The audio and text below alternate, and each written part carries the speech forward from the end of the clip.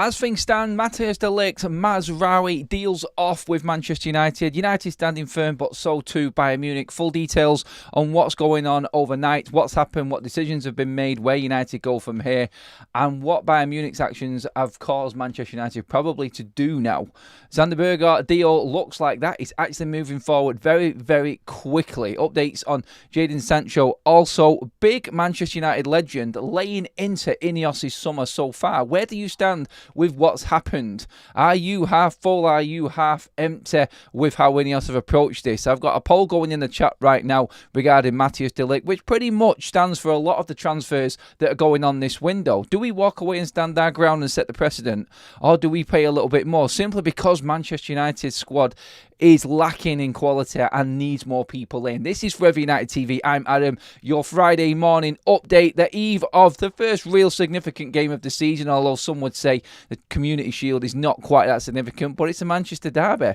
Who are going to be playing in that game for Manchester United? We still don't know. We may find out more later on, but importantly for United, looking ahead to Fulham, we need players in. We need the transfer window to start, or re-kickstart after its good start. Well, we've got plenty to talk about. We'll discuss it. It's your morning updates. Welcome along, everybody. Give the video a like. 700 likes, please. You know you can do it. Get on with it. Thank you, everyone, for joining us. Make sure if you have just joined us and wondering what the show is, you do hit that subscribe button. Make sure that you are updated with all Manchester United news, because that's exactly what we do here on Forever United TV. On with the show. Let's go. I'm going to quickly, because I've started that poll very, very early. Walk away from Matthijs de Ligt? Question mark. Yes. Better to stand our ground? No. Bid higher? We need a defender. 50-50.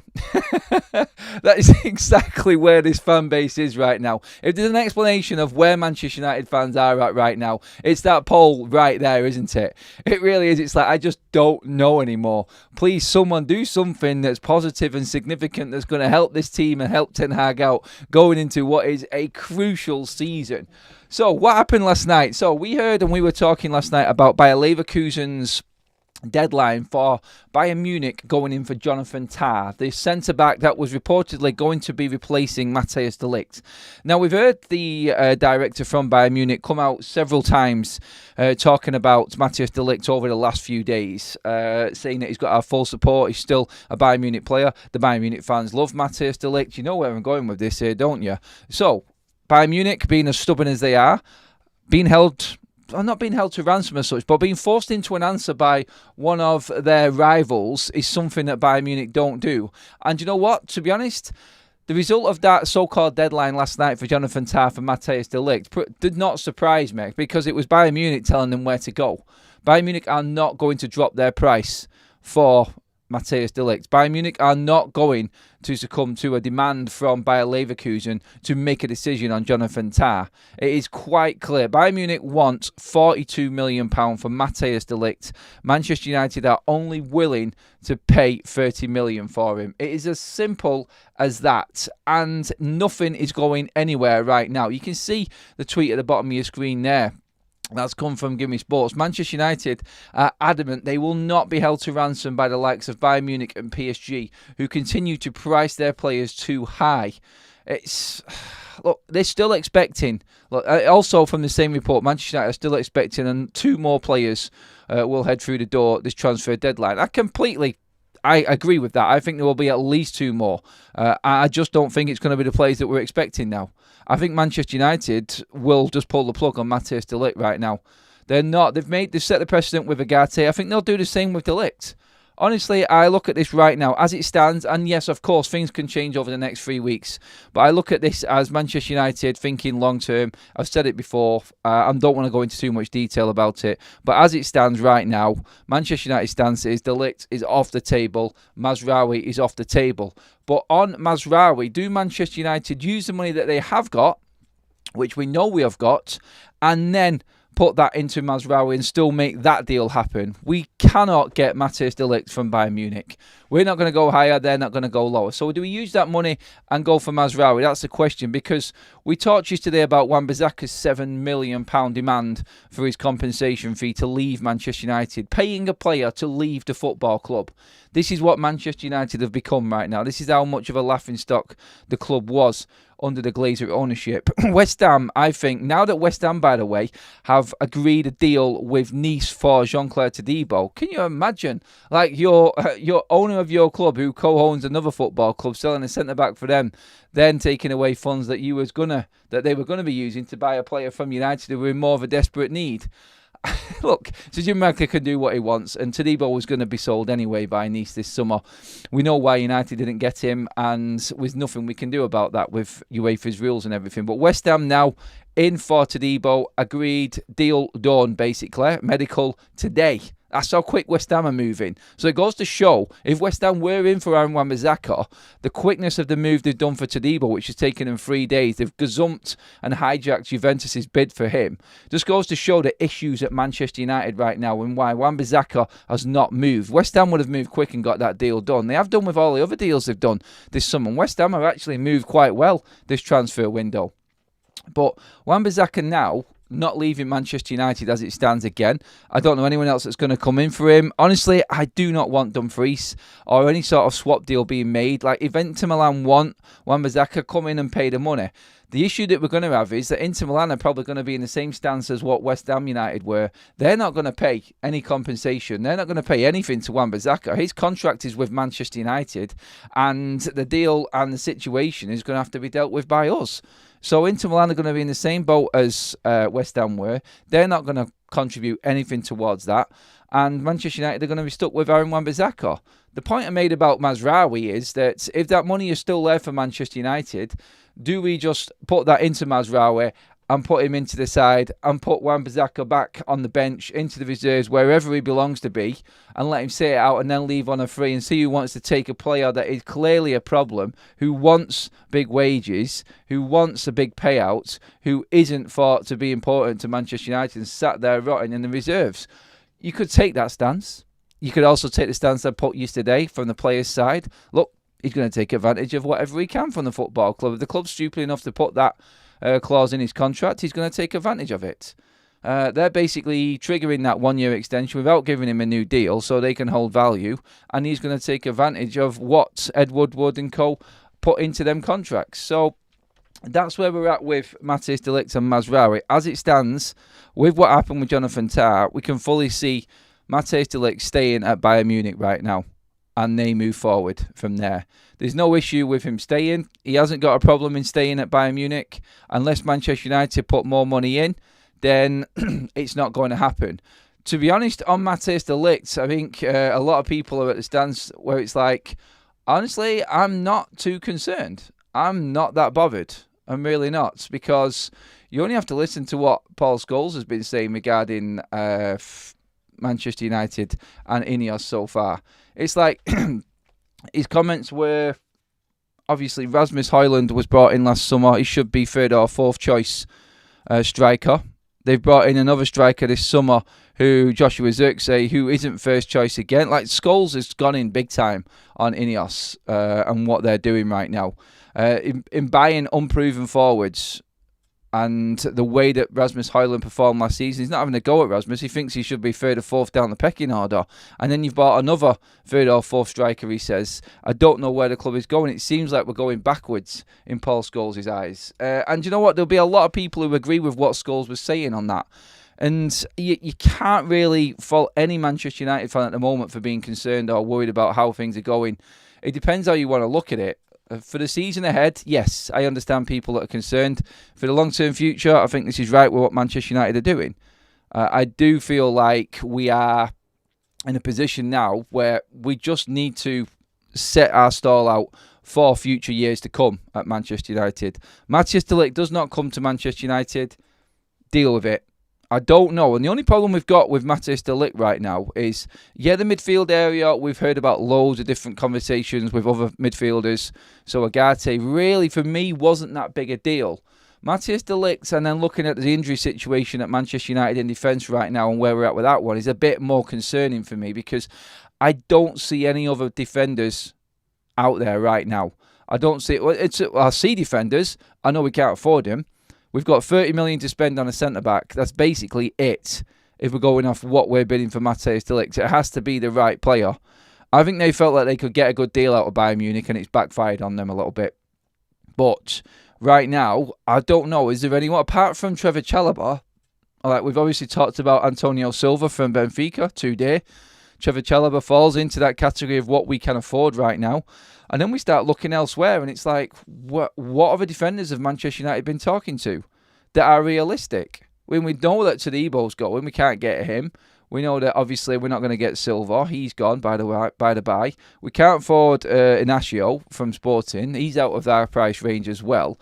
Who is out there, centre-back, that's worth 30 million that Manchester United are willing to spend?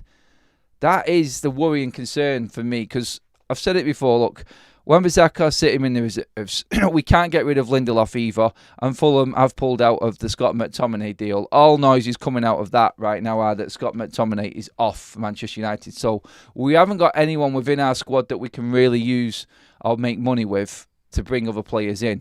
So the original budget is, and this is why the story of 2 more players coming in, I think Manchester United actually have just gone, do you know what?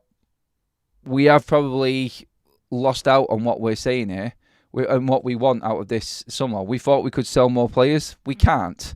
We are now going to have to just use the money that we've got left available and bring in a defender and a midfielder, and that's it. I can now see loans coming right into force for Manchester United. Can we get anybody on loan this season that is going to help Manchester United get through into the Champions League, where we're going to be financially better off next summer and we can buy proper players? That's what I think we're looking at right now. And loans won't, do you know what I mean? Like loans with obligations and whatnot and everything like that.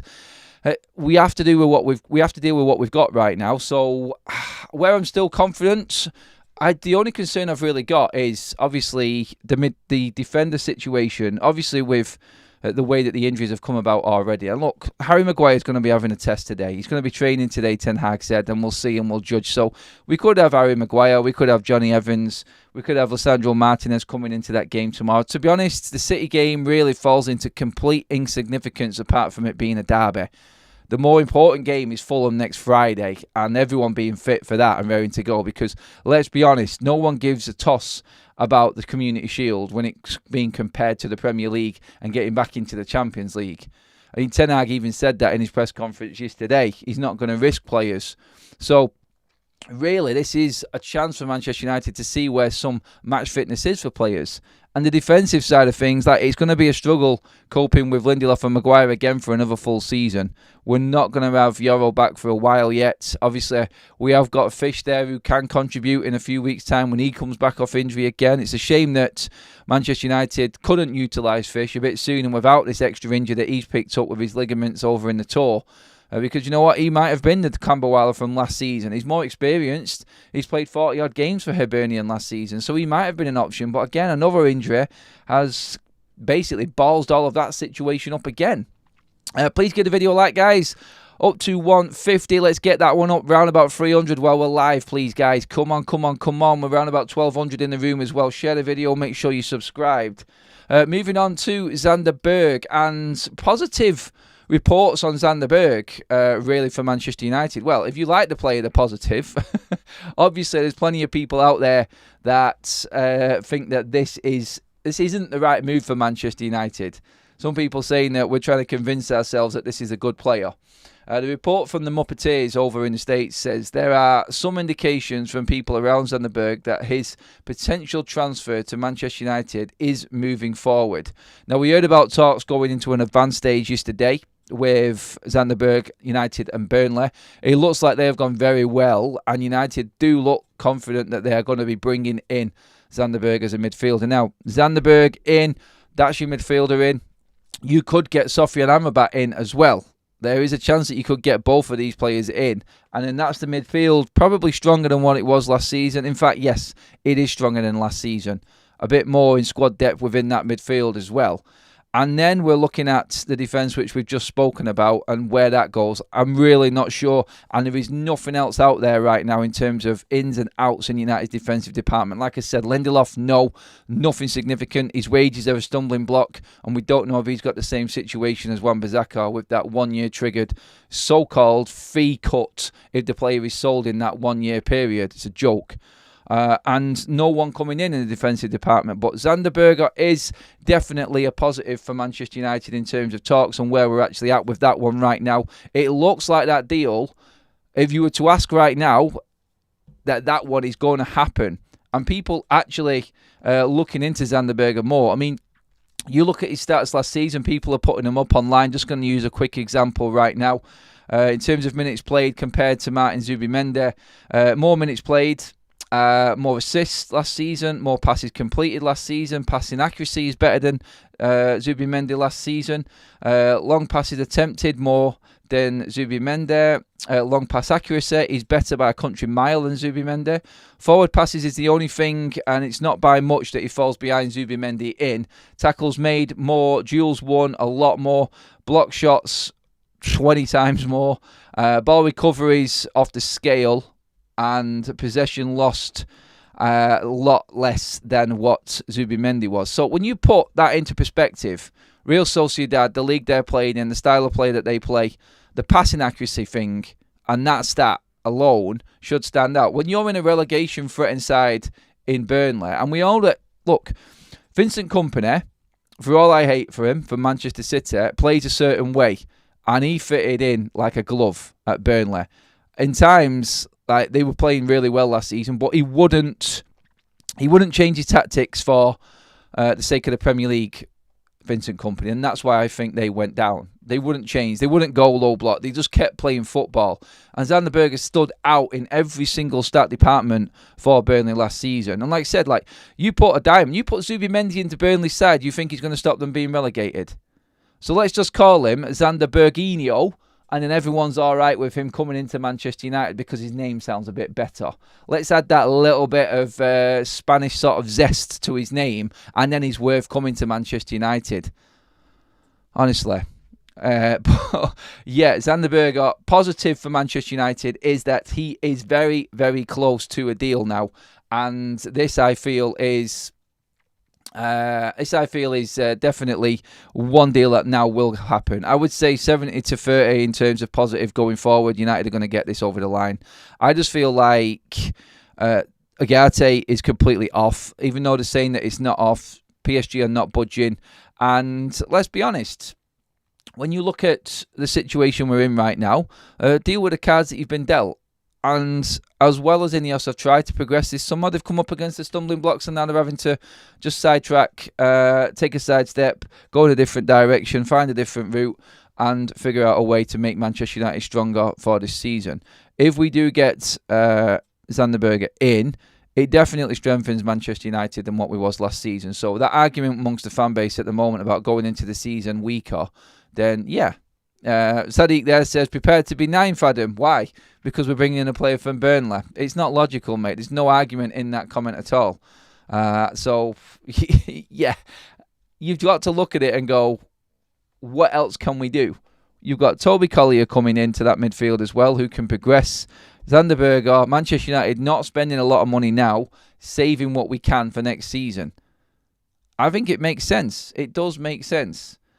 To be honest, you've got the Jadon Sancho situation, which Romano keeps on going on about. As you can see at the bottom of your screen there, he's 100% part of Ten Hag's plans, and everything is part of it.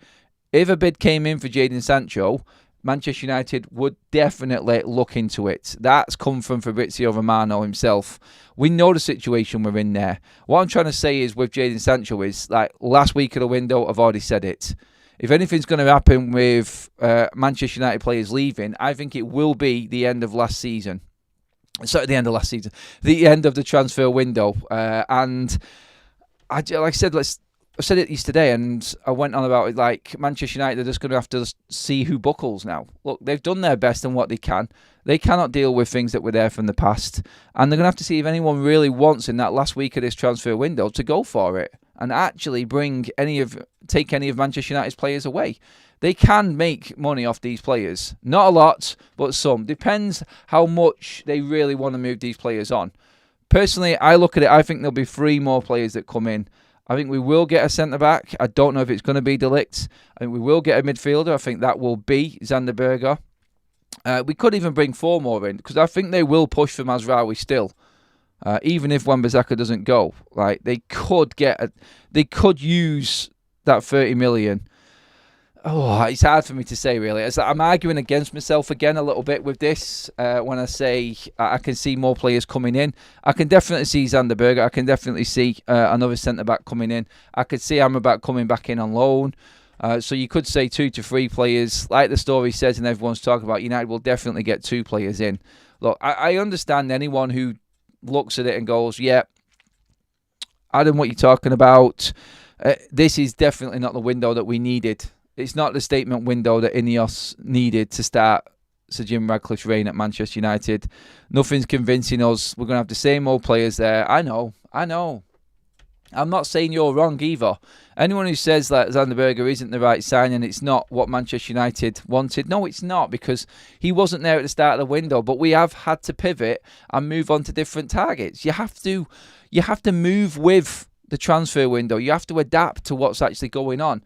And United right now are having to adapt to a situation where we are coming up against teams like Bayern Munich that won't budge on targets and prices. If we buckled now, I just feel like it would just undo everything for the future. In this situation we're in now, and Manchester United not having a lot of money to spend, desperately needing players, and we just buckle at the first opportunity, the first window, then it just sets our stall out. And then guarantee, if Ineos go out and spend more money now and put Manchester United into the red again, then everyone will say, well, they're just the same as the Glazers.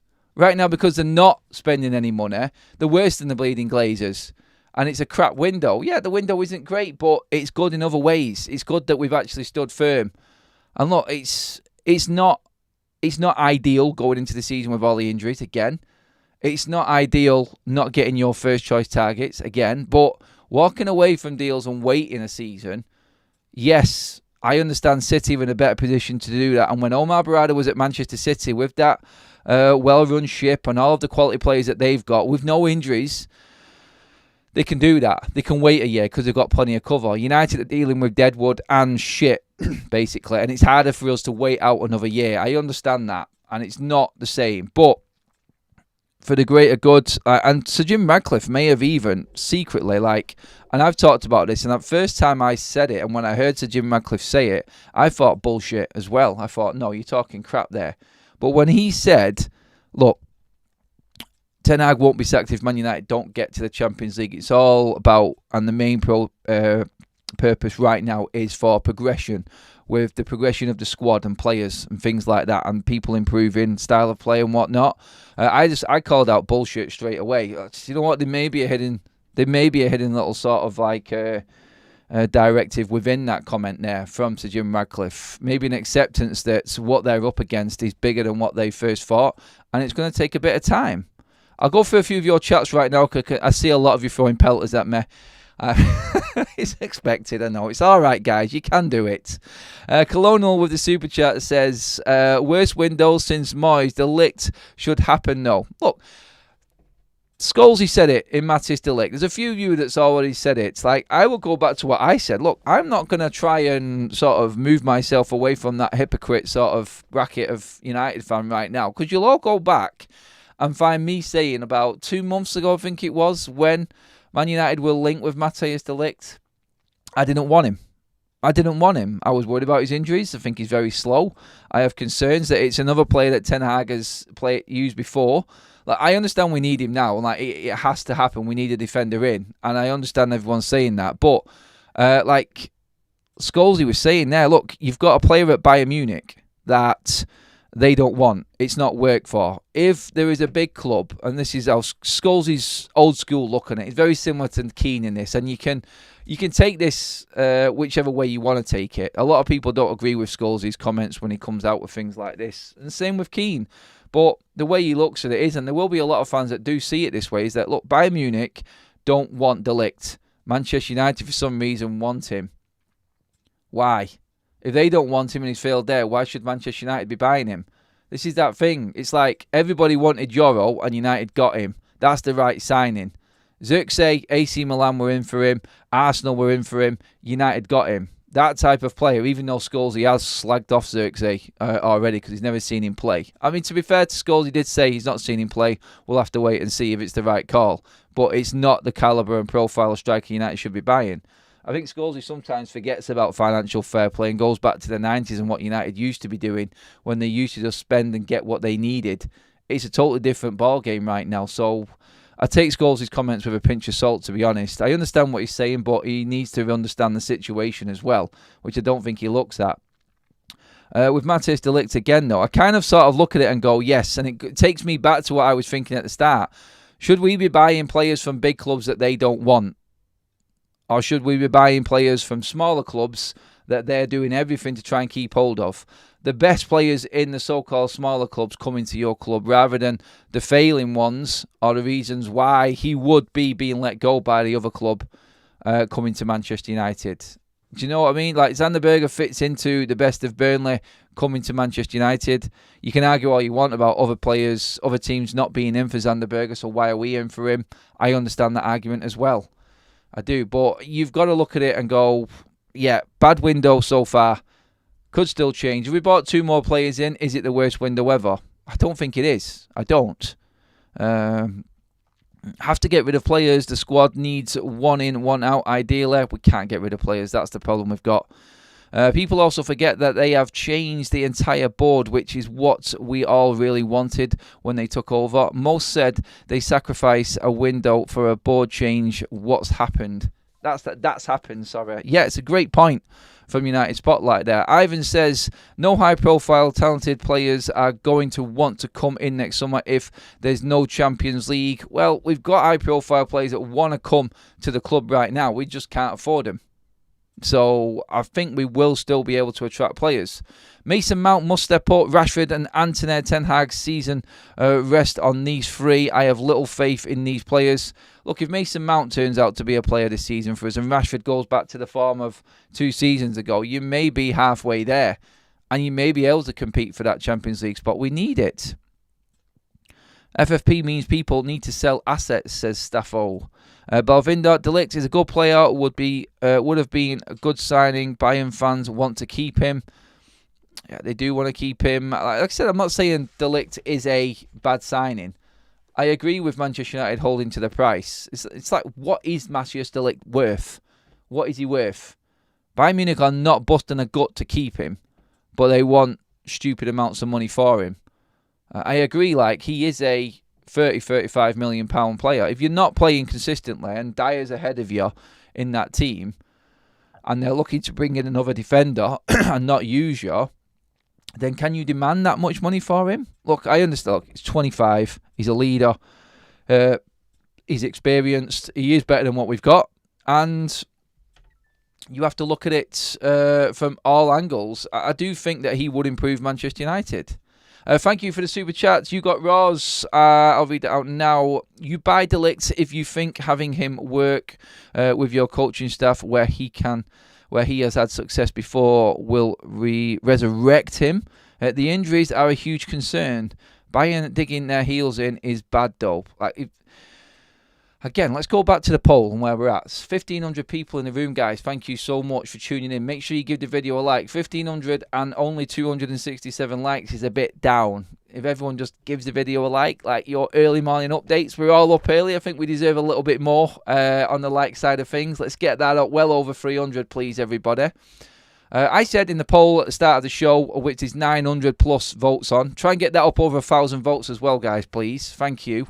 Walk away from de Ligt? Question mark. Yes. Better to stand our ground? No. Bid higher. We need a defender. 46% of you have gone bid higher. 54% have said better to stand our ground at this stage, even if it means not bringing in another defender, which we desperately need right now. Thanks for all them likes piling in as well, guys. Appreciate that. Thanks for all the super chats as well that we just read out. We need 2 defenders, not 1. Magaluf is bad, both. Sort of get what you're saying with that comment there. Brett says, another central defender, left back, central midfielder needed as bare minimum, and the season starts in 7 days. We will lose first 3 games at this rate. Will Thrashing from City convince the club to spend, says Al Mac.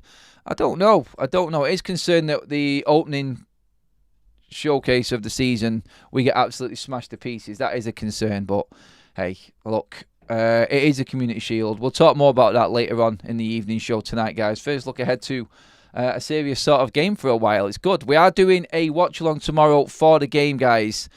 Please do click on the link, which is going to be up in the live chat in a second when the mods put it in for you. I'll highlight it there. It is in the description as well, the TIFO link for our watch-alongs this season. We are doing it. We bring people on so you can have your say. It's a different platform completely. Really appreciate it if you guys just click on it. It's completely free. Get on it, join us for the watch along, come on and talk to me.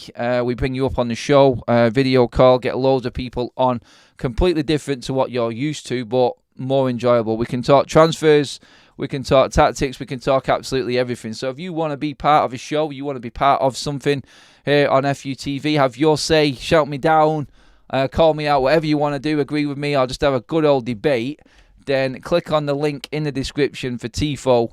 And get onto it, everybody. It is there right now in the live chat as well, guys. Pinned right at the top there. Click on that link. Free sign up.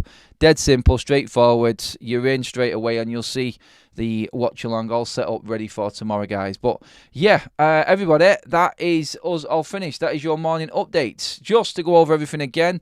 Leverkusen's demand for Tar have been turned away by Bayern Munich. It now looks like the Matthias de Ligt deal, as it stands, is dead. So too Mazraoui, because West Ham are pulled out of the deal for Aaron Wan-Bissaka. They have gone and spent money on Todibo now. How much money have West Ham got left? I do not know. I don't know if they've got enough money to even come back in for Aaron Wan-Bissaka. But one thing we do know for certain is that Manchester United are not going to pay him that $7 million. And we need to sell players before we bring them in. All of them are no's at the moment. I don't want to be negative. Xander Burger, though, looking positive. Looks like that deal could happen early stages of next week so far. Back at 12 o'clock today, guys, with your midday update. More details on everything we've spoken about and anything else that comes out of Manchester United. Thank you for voting on the poll. 1,000 votes on there. And cheers for all the likes, everybody. All your comments, super chats, mods, members, new members, everyone. Thank you. I'll see you all at 12 o'clock. Have a good Friday, people. And try and think positive. We've still got a chance.